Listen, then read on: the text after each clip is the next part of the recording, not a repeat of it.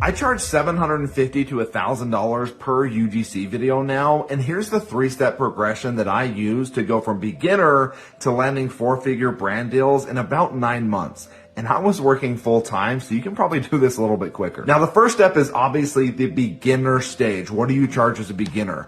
I started with $50 to $100 as my rate. My very first video was $80.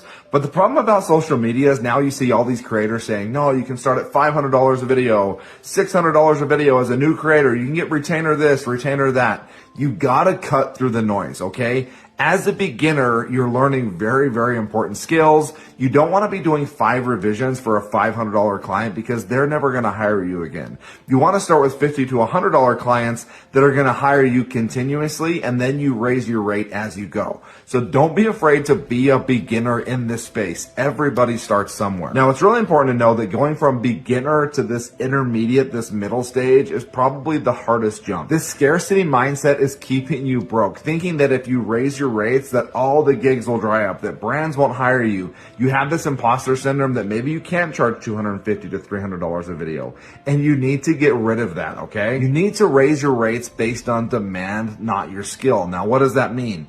If you're super busy, you're too cheap. If you're booked solid, you're too cheap. If brands are coming to you and asking you what your rates are and you're giving them your rates, let's say $100, $125, $150, and they're immediately agreeing, guess what? You didn't charge enough. So then you get into this intermediate range, right? You're looking between $200, $300, $400, sometimes $500 a video, and that's a really good place to be. And you need to use that space to really improve your skills, get really good on scripting, get really good on delivering good B-roll, storytelling, all the things that UGC is all about, right? What makes a good video? Now, what's crazy is you're going to use the same method from going to beginner to intermediate as you are to go to intermediate to advanced, right? Once you get too busy and brands stop questioning your rates, guess what?